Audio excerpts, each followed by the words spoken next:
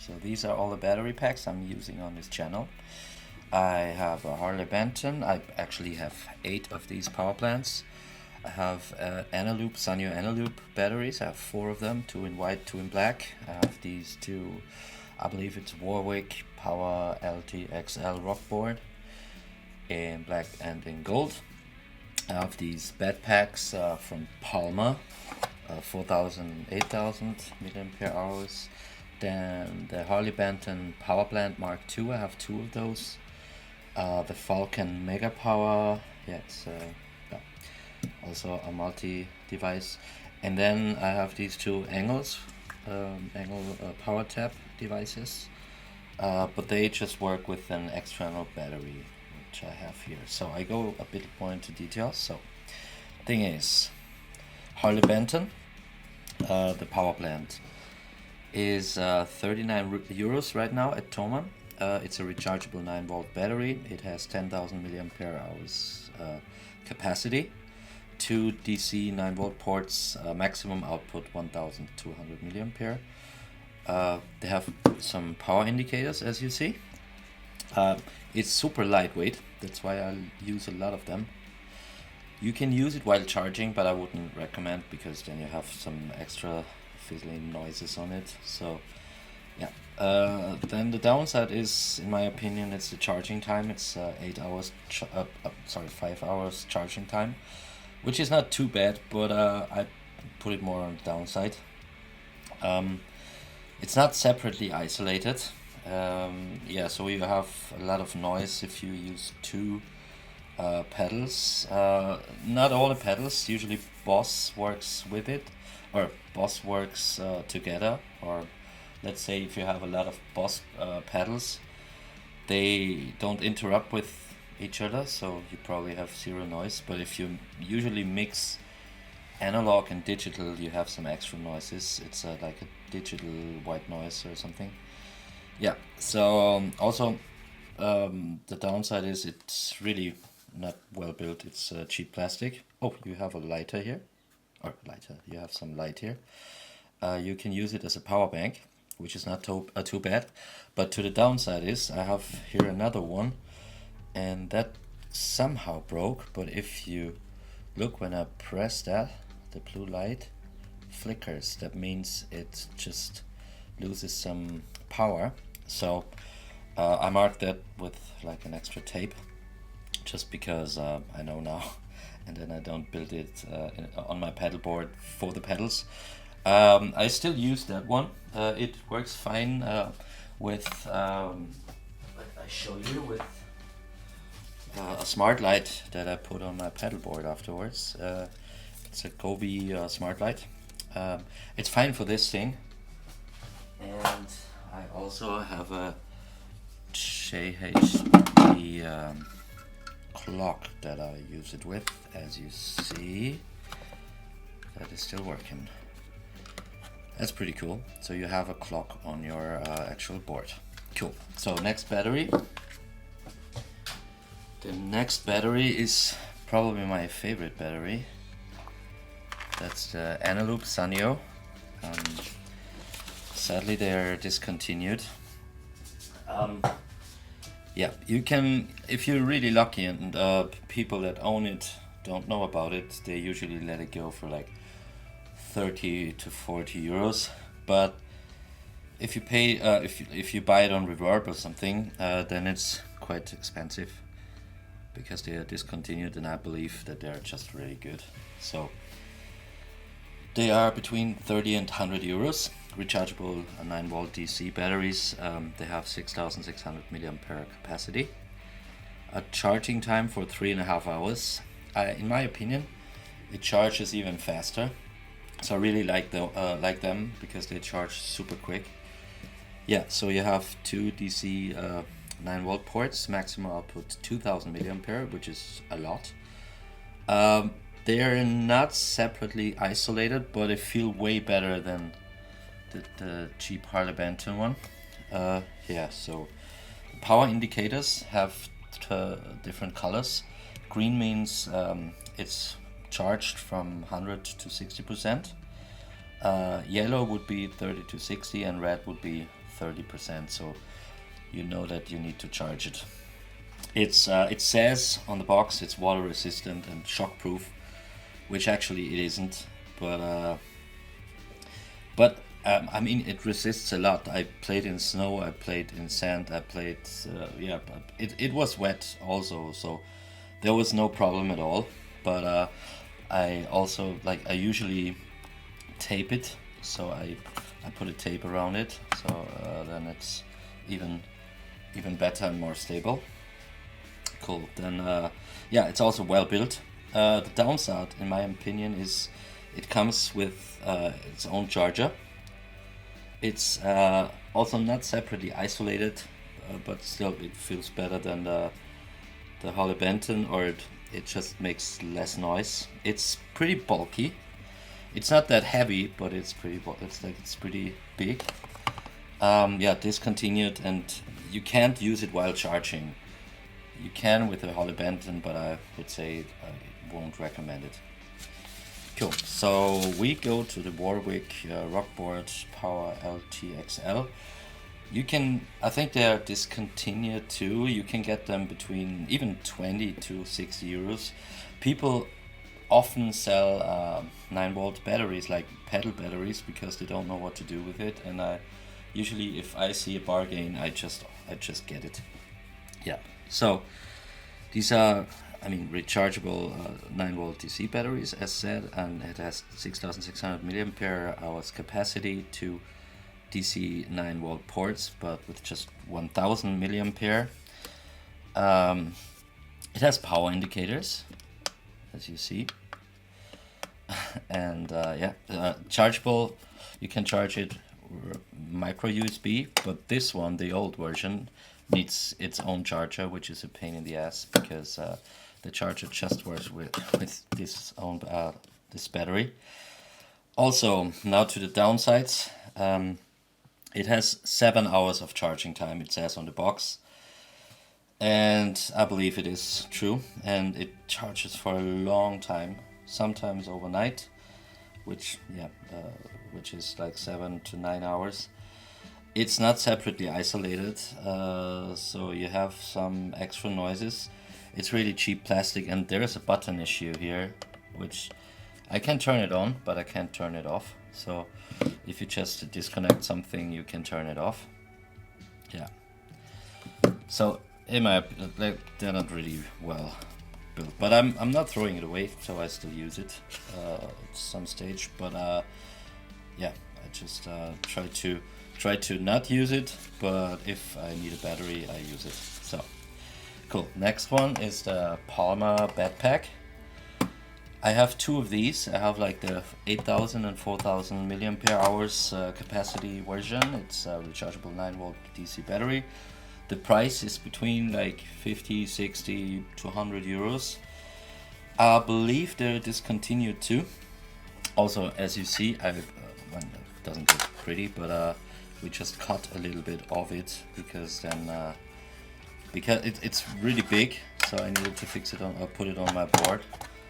So yeah, I was cutting a little thing in it. Cool. So it's yeah, 4,000 milliampere and 8,000 milliampere, depends which one you use. You have 2 DC ports. You can also use it as a power bank. Each has just 500 milliampere hours. They have power indicators if you press it on. It is very solid metal case. You can use it while charging. Also, the battery, even though it says 4,000 milliampere hours and 8,000 milliampere hours, in my opinion, it lasts way longer than all of these, which is a little bit strange, because this one is 10,000 milliampere hours and this is like 4,000 or 8,000. I don't know how they do it, but maybe it's just me. I want to believe that the biggest battery just lasts the longest. I don't know. Cool. So yeah, the downside is it has 4 to 8 hours of charging time. In my opinion, it's a little bit more. Yeah, it's not separately isolated, even though it's way better than all of these from the sound when you put in 2 different devices. There's less noise on it.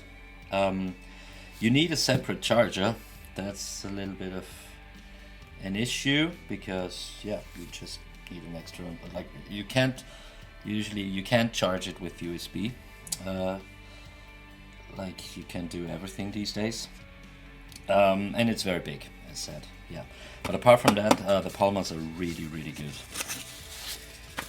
Cool. Now up to the Harley Benton. That's a multi-device. Okay, so it's the multi Benton Power Plant Mark II, as it says here. It's the price is right now it's 88 euros on Thomann. It's a rechargeable 9-volt battery with 8 ports, 9-volt ports, 2000 like 500 milliamperes maximum per port. One port is just a 9-volt port, also 9-volt. I mean, a port that you can switch from 9-volt to 12 to 15 to 18. You can switch it like that. Cool. And then you have 9-volt, 12-volt. Oh yeah, you need to be on it. 12-volt, 15 and 18. Yeah, so you can also use it as a power bank, but that's a little bit weird. If you put in a phone, sometimes it charges and sometimes it charges off the phone. It's a bit strange. Yeah, but because it's a two-way board, and probably if there is less electricity going out and there's less going in, I don't really know the thing how it works, but yeah, it has, as said, these 8 9-volt ports. They have a maximum output for 2,400 milliampere hours. It has a huge capacity. It's 25,000 milliamperes. This is 92.5 watt hours capacity. It has these power indicators. You can charge it with USB. It has built-in noise filters, which I believe they work. Yeah, so it's not the perfect power solution because it still has some noise if you mix some pedals, but it's better isolated than pretty much all of these. Maybe the backpack is pretty much on par. You can use it while charging. As said, I wouldn't because you have some extra noises usually. Yeah, so then to the downsizes. 7 to 9 hours battery charging, which is fair enough, but still a lot of time. Also, I don't like the button at all, so you need to press for ages as you see that something happens.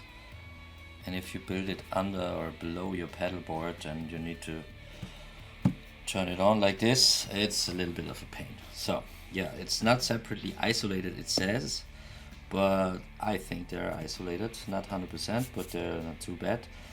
Cheap plastic, easily breakable. I wouldn't, or maybe I would, I don't know if I would say so. I don't know where I put it there.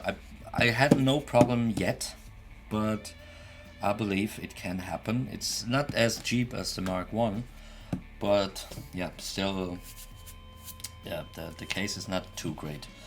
And it's very heavy and bulky, like it's really heavy. So next on the map is Falcon Mega Power. So you can, that's also like a multi-device. You can turn it on. You have some light indicators. The price is like 150 euros about. It's a rechargeable 9-volt battery, as the other one too. You have 8 9-volt ports, maximum 2000 milliampere hours.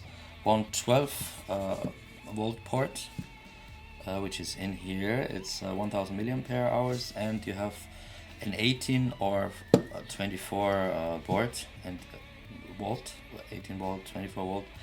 And you can get out 450 milliampere hours, and you can change this here. Also, what's a good thing is the reset button. So if something is wrongly disconnected and it just shuts off, you just press this button and it resets. Just one thing with these analoop pedals, if you have like the wrong polarity, it turns off completely, and it won't work unless you use the charger again and just stick it in for like a minute and then it's like full again. I don't know. Maybe that's a security mechanism, but yeah, this one has the reset button. So it has 12,500 milliampere hours, which is not too bad for a small device.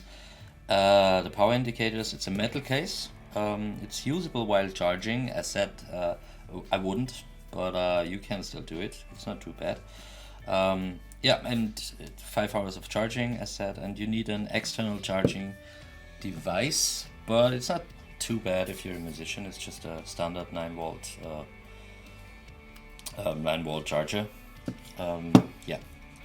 So, and then we have the last thing here on my list. It's the Engel Power Tap Portable with these Duracell batteries. So this one is just like a small device. It's around 15 euros. In my opinion, it's a super great invention. I don't know if it's an invention, but it's a super cool device. It has 2 ports, maximum 800 milliampere hours. Power indicators, small, very small even, and light. Yeah, but downside is you need an external power bank and it's not separately isolated. So yeah, so that's why I have a separate power bank for it. I have I also use the separate power bank for my recording device that will be on the actual board. It's like a Tascam 4-track recorder, and I also use a power bank for this. So yeah, then we have these 2 Duracell batteries. It's 10,000 milliampere hours and 10,050 milliampere hours, which is this version. This one charges with USB-C. It's a quick charger. This one has actually 2 outputs. This one has 1. This charges for a longer time. If it says 3 to 5 hours, I believe that's true for this one, but you charge that one way faster. Yeah, and just slim.